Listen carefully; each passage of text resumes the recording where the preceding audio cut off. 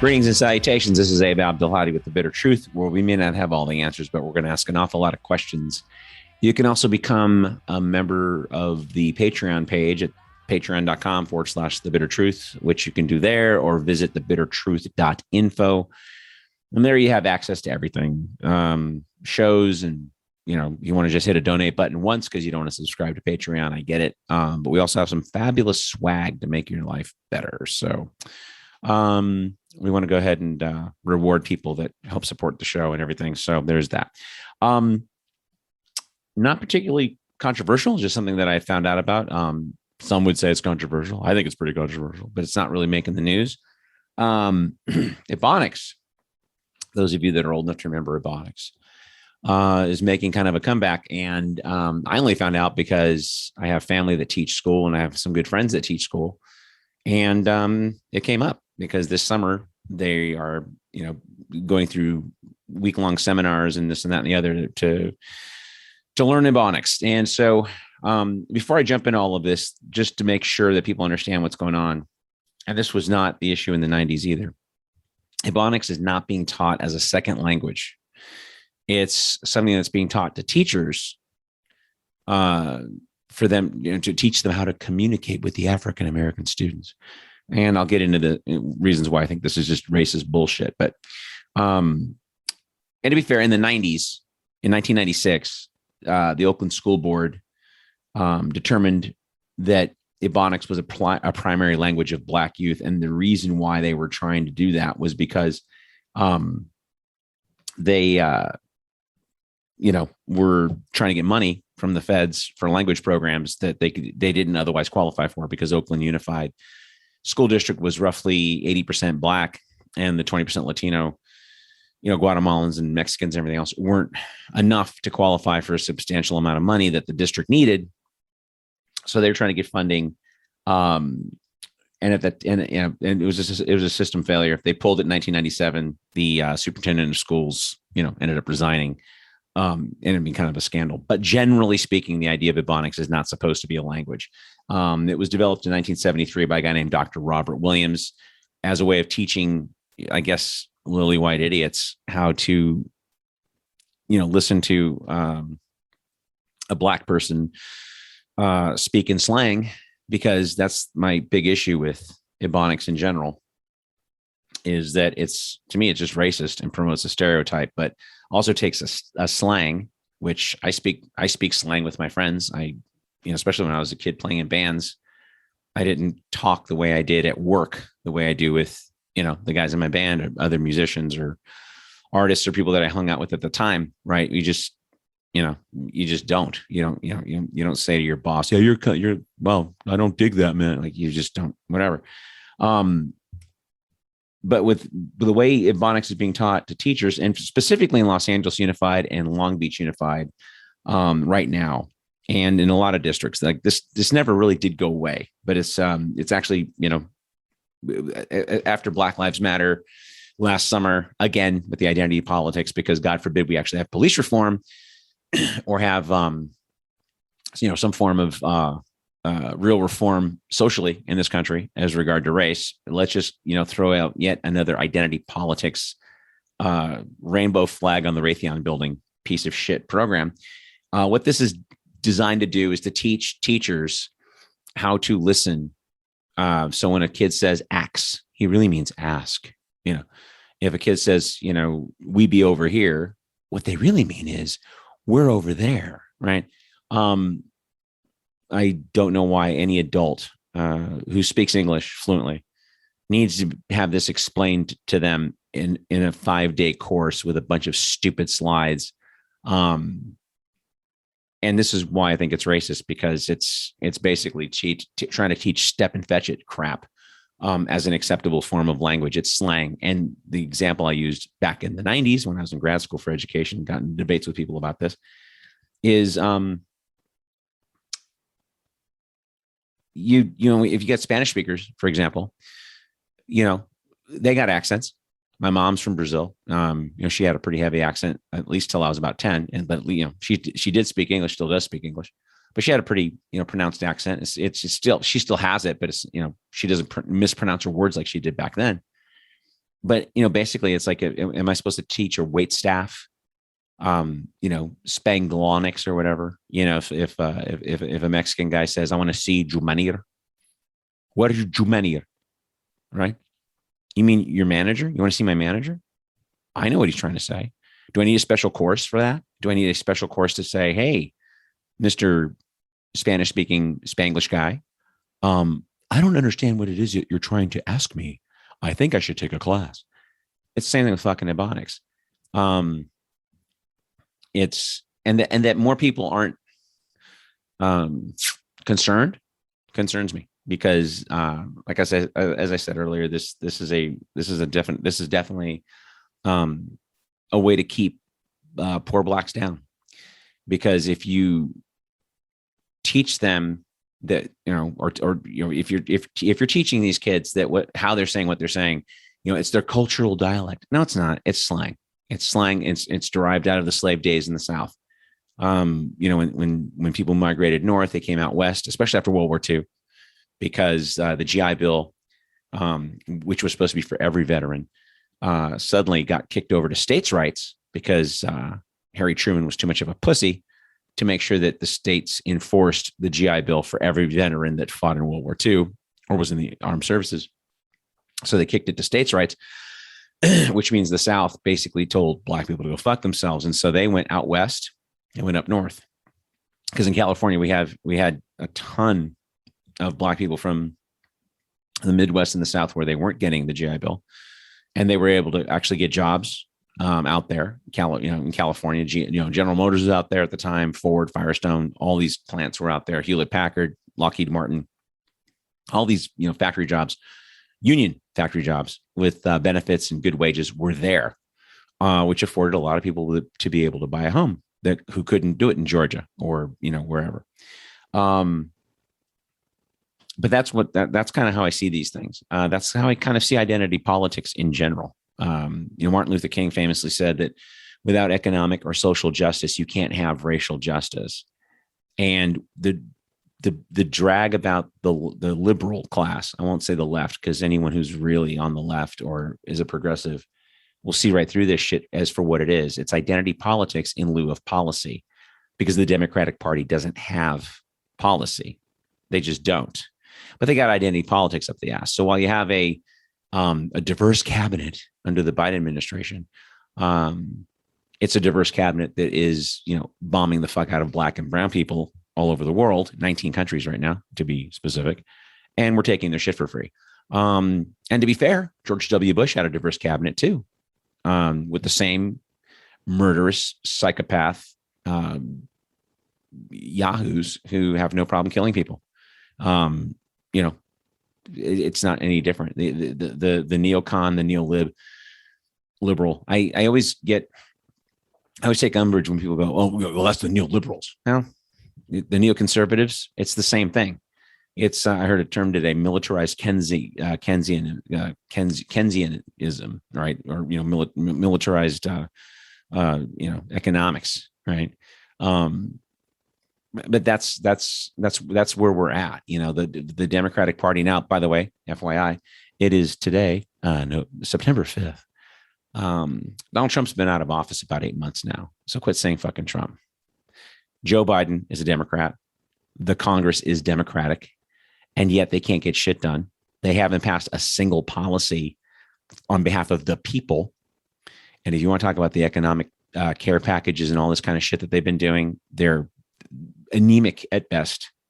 There's nothing significant. There's no FDR level stuff in there, but they would rather pimp the idea that they're progressive and, let you read their tweets, because God forbid you go to votesmart.org or Open Secrets and actually see their voting records, because then you would know what a crock of happy horseshit this is. So the thing with the identity politics being what it is, we don't have social and or economic justice. Therefore, we don't have racial justice. We do have, ghettos that are created in failed enterprise zones. And this is my issue with Ebonics, kind of back to the point. All this does is, it placates a group of people that, to make them think that they're respected because some idiot white teacher can't just have the common courtesy to listen to a child who's probably, speaking English, quote, incorrectly, unquote. And they're speaking in slang. And so rather than, enforce the rules of English, I mean, I speak 3 languages and English is not my first language. So I had to learn English, right? To enforce the rule of English, or not even enforce is a bad word, but to teach the rule of fucking English. You don't do this with white kids. There's no white kids in Eastern Kentucky, and they have their own little dialect too. I don't see an Anglo-Onics or Anglo-Onics or whatever to teach, kids in northern Minnesota how to speak proper English or how to, accept their dialect as part of their cultural ancestry. It's a load of happy horse shit. It really is. And so it never really did go away. And I think a lot of the reason why it didn't go away is because we are perennially a racist country with a racist system. And people that want to tell me that racism doesn't exist, and I have those discussions, and I have those discussions with people on the left, by the way. I'm sort of like, okay, you want to tell me where we're better, because we're not. And anyone who wants to kind of, say racism doesn't exist, and they want to, use that cudgel, and they get mad, and they're saying, well, they're trying to keep us divided. Okay, you're every bit as incorrect and every bit as wrong as the idiots who support identity politics. You're just doing it in the opposite direction. You're spending energy where it doesn't need to be spent. It's like the war on dandruff. I don't give a shit if CNN or Fox News is trying to divide us. I could give a fuck. Anybody with a brain should be able to see through that crap. And if they don't, well, then that's my job. And people like me who do shit like this and do shows like this, because that's the idea, is to kind of get the word out there and to let people understand that short of policy, I mean, what's the difference between Lloyd Austin, who's the Secretary of Defense, and the 2 guys that Trump had in there? Lloyd Austin is a madman Iraq general who was a Raytheon board member making millions of dollars, who had to resign his position, kept all the stock though, to become a defense secretary. All right. Well, Trump had General Mad Dog Mattis. They call him Mad Dog for a reason, because he enjoyed bombing weddings and things like that, because he's a fucking crazy person. And when he quit, because Trump was obviously an idiot, Trump went and got Mark Esper. Mark Esper is a Raytheon board, or was a Raytheon board member. So in Lloyd Austin, you get the threefer. He's a black guy, he's a crazy war general, and he's a Raytheon board member, right? So you're checking all the boxes. We're bombing the fuck out of people. How is this administration different than the last 3? It's not. So to give me this identity politics crap, or to sit there and tell me that I have to vote for the Democratic Party because of racism. First of all, racism is a feeling. I can't change it. I can change behavior. And we do have laws on the books to change that behavior. Our challenge is to enforce those laws and make sure that white people get arrested, or black people get arrested for doing hate crimes and race stuff. Doesn't matter. I don't care if they're black or white or whatever. If you're doing something like that, attacking someone because of their race, then, you should be arrested and tried and everything else.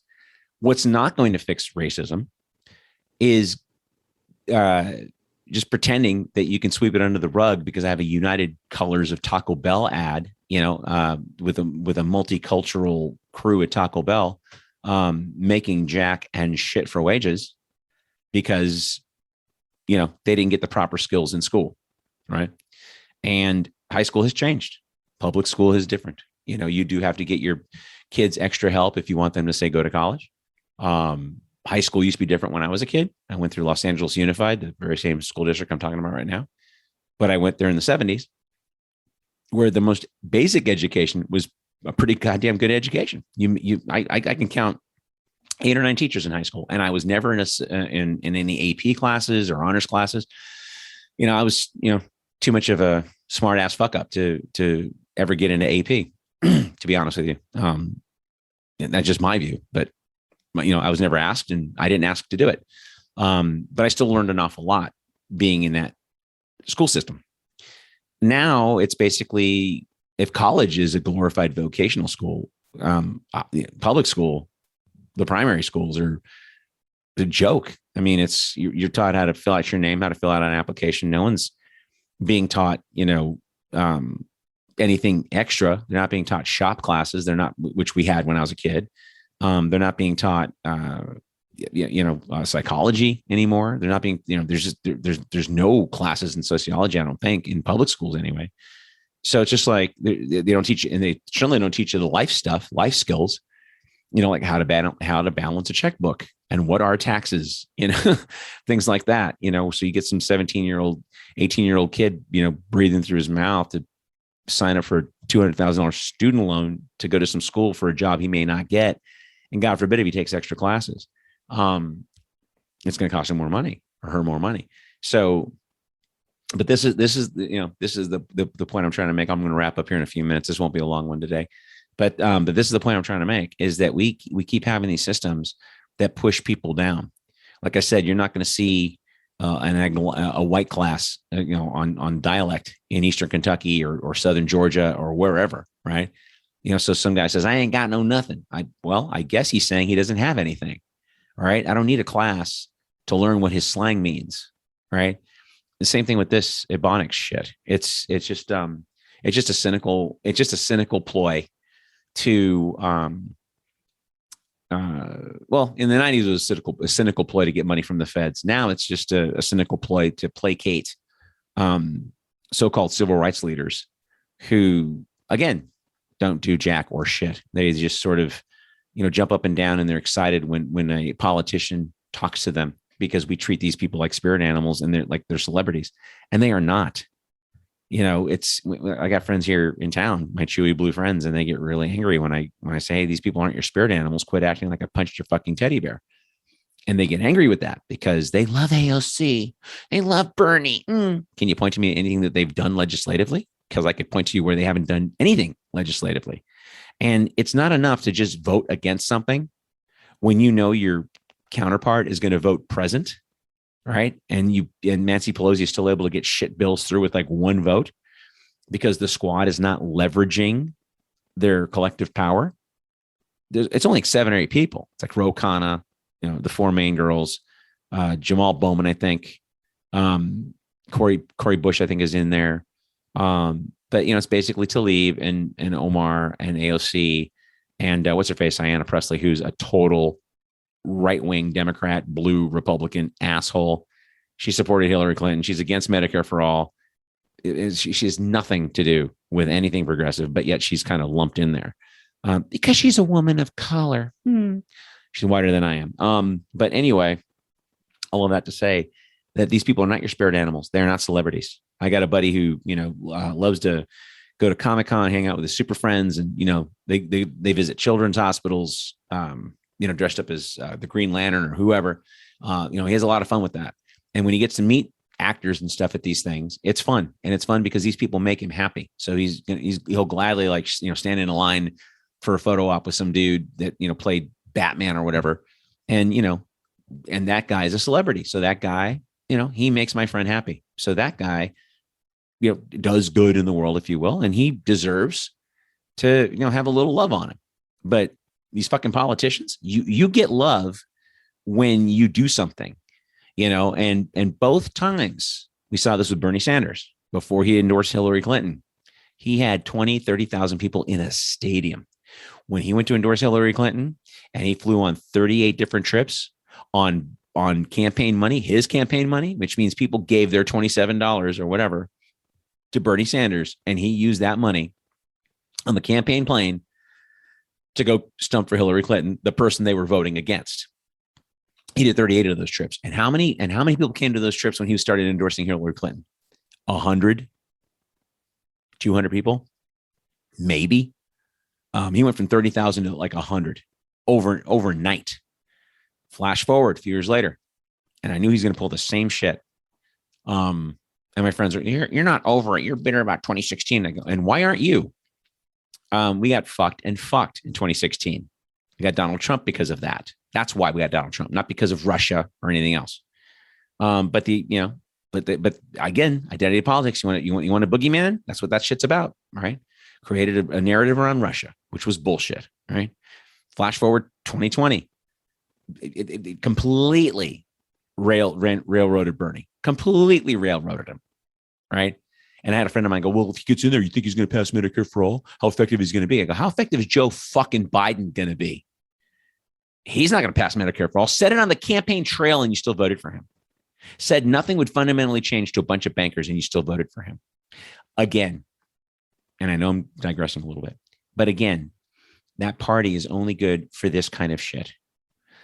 Ebonics, making sure that there's wheelchair ramps, which is not important, but it's like one notch above naming a post office. All right. These people are not your friends. They are not to be treated like celebrities and rock stars. So when this kind of crap comes up, this is when, people like you and me need to not just wait till election time, but email and call your local leaders, at the local level, call the city council, right? Call the county supervisors, and then, and then move up the food chain, call your congressman, call your senators. Most of these people are assholes and they won't take your call if you're not in their district. And then I heard tell that a lot of them aren't even taking calls in their district. So you got to email them, right? Because they're not going to get to you otherwise, unless, tomorrow on Monday, the 6th, there's going to be a protest at the Capitol steps. Of course, Congress isn't in session, but if they do it right, hopefully the media will be there and people can start maybe seeing this and start learning how to protest again. Anyway, went a little bit off the tangent here on a bit of a tangent here, but the point is basically this: identity politics is basically racism, because you're not going to change any policy which would help people like you and me. Because let's face it, if you're making like under $500,000 a year, we're in the same class. If you don't own the means of production, you're not a capitalist. Anyone listening to this thinking they're a capitalist, no, you're not. You're not a temporary embarrassed billionaire. No, you're not. You're never going to be a billionaire, probably. You might be a millionaire. I got a lot of millionaire friends. You own a few houses and you got a good stock portfolio. Congrats, you're a millionaire. But yeah, we're in the same boat. We got to be punching up and not sideways, right? Like all this crap about gays, guns, and abortion. Again, not unimportant. Gay rights are important. Guns, the legislation of which are important. Abortion, we just passed the draconian Handmaid's Tale abortion law out here, and went all the way to Supreme Court. And unlike the abortion law from a couple of years back that got overturned regarding retrofitting clinics, which closed like 70% of clinics in Texas, this one went through. And surprisingly enough, John Roberts was part of the dissenting vote. He's surprising me a little bit. I'll probably do a whole show on John Roberts, but he kind of surprised me a little bit. He's kind of turning into a little bit of an Anthony Kennedy, and the conservatives hate that. And I like that the conservatives hate that. But yeah, so now here we are. I don't see anybody proposing the idea of tying a boy's tubes together at 12, right? And then when you're getting ready to get married, or maybe you want to have kids with a partner, then you decide to undo the tubes and start having kids. Let's just be honest. You'll have a better prom, a way better prom, a great fucking prom. And if she's on the pill and you don't have any diseases, it could be a lot of fun. But anyway, again, I'm kind of going off a couple of tangents here, but if you listen to this thing on a regular basis, then that's kind of what I do. But that's the point, you guys. Is the thing with Ebonics is just another it's just another stake in the ground on anything policy-wise, progressive or otherwise. You're not going to get it with this kind of shit. We need real fundamental change. And having just blown $2 trillion in a miserable dirt war over 20 years, it's absolutely shameful that we still have the education system that we do, and we're still pimping this stupid shit as though it's like some kind of progress. And if you're a teacher, and I taught school for a while, so this is not anything that I don't know. But that's the thing. If it's not supernatural. This isn't rocket science. I taught school for a while, and I taught in South Central LA, which is 90% Black. And I had a lot of kids that, they spoke proper English, and I had a lot of kids that spoke slang. I knew what they were saying. It wasn't Swahili. I knew exactly what they were saying, And I didn't go out of my way to necessarily correct them because they weren't my English students. They were in a math class. Sometimes I would if I knew the kid well enough, because I don't want to insult anybody. That's the other thing too. A lot of teachers can be just insulting pricks. I don't want to be that guy. But yeah, it comes from some experience that I see this, and that I see this with is some experience, and that if you treat human beings with some respect, they're going to respect you back. So that's kind of about it, guys. Listen, as always, thebittertruth.info. We appreciate any help that you might be able to lend the show. And as always, if this stuff makes you uncomfortable, it's supposed to. Sleep tight.